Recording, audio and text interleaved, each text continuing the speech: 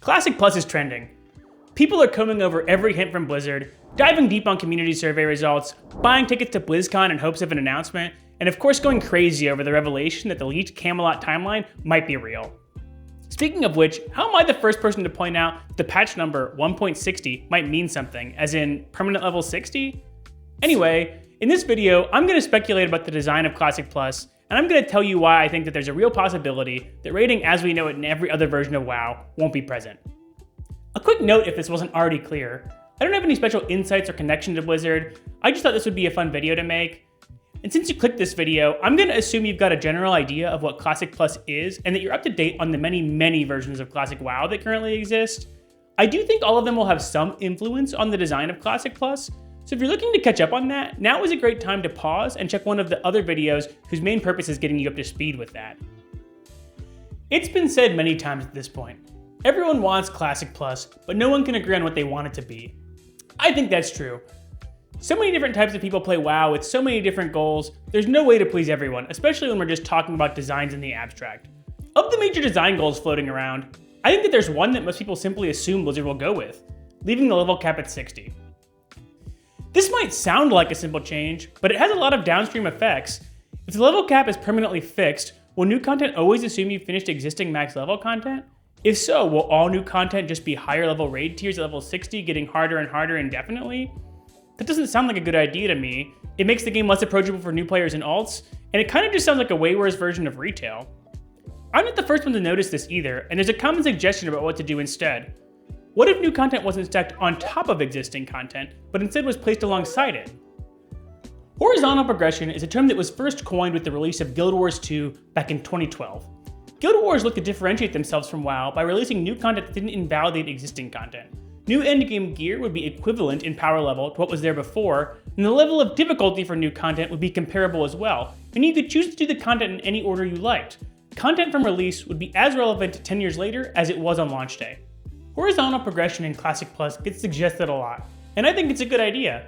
But when I hear other creators talk about it, they often give a thumbs up and they're like, yeah, that's a good idea, and then they move on without realizing the bombshell they just dropped.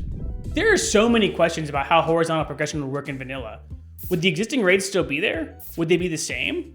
If so, would they get compressed into a single tier of gear and difficulty or left in their current tiers? If they all get compressed into a single tier, would they still be released in phases or would they all be available from launch? Would they add mechanics to Molten Core and remove them from Naxx to compensate for them being on equal footing? If we leave them all as separate tiers, would Naxx permanently be the top tier of content that other new tier 3 raids might be added alongside? Or would there be additional tiers?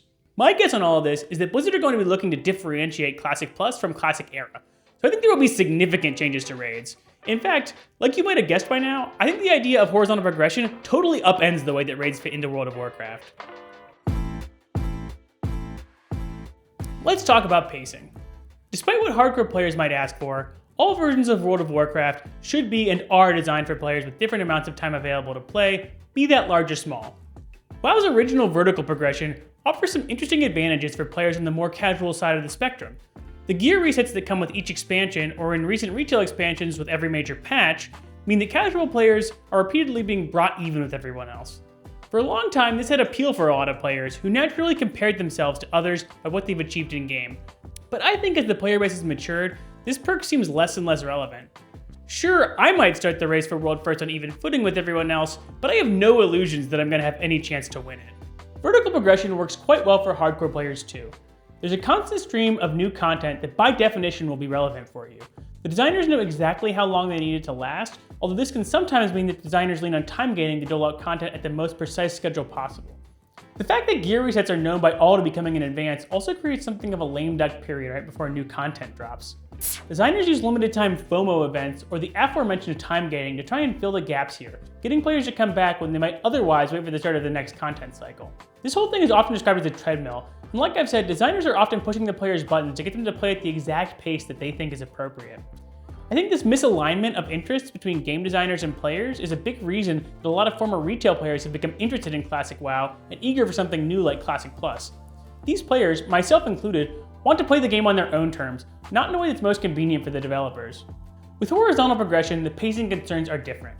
Casual players will absolutely fall behind since there are no gear resets, But this lack of resets means that there's no right or wrong time to play, and importantly, if you take a long break from the game, you'll be right back where you left off when you come back.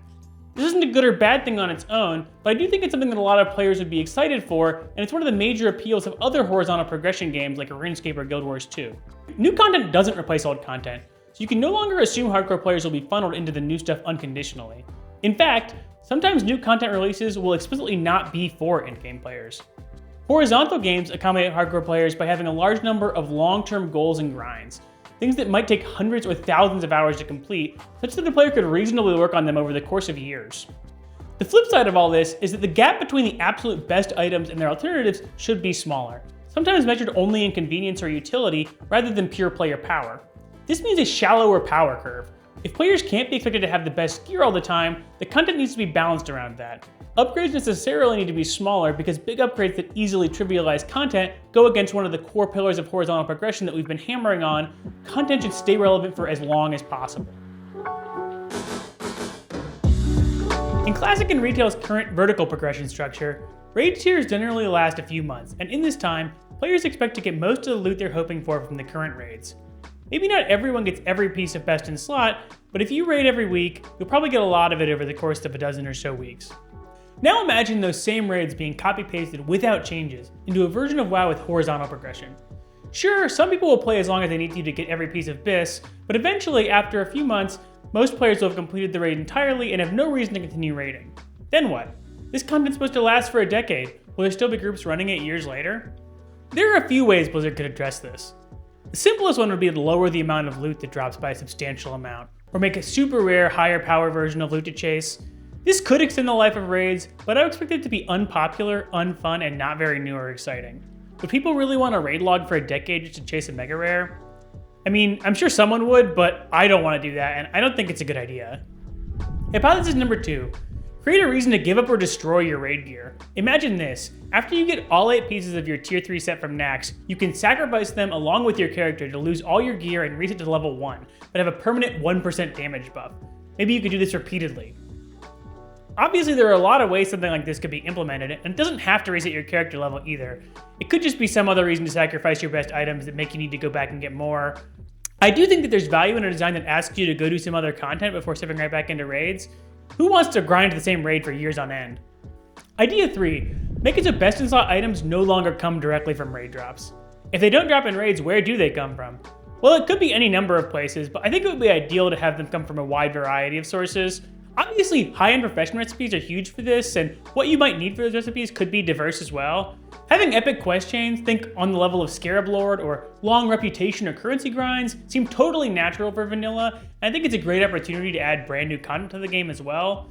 We already have things like the tier 0.5 quest chain, the only thing missing there is the gear actually being good. Obviously, raids could play a big part in all these acquisition methods, but moving the focus away from raids means that the play pattern isn't just raid logging until you get BIS and then quitting.